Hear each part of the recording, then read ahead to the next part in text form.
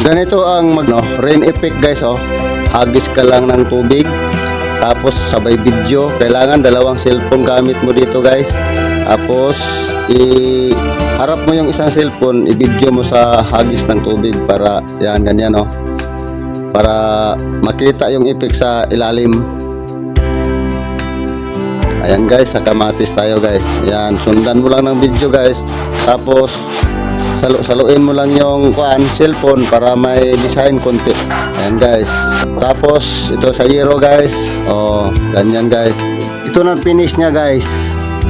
Thank you for watching guys.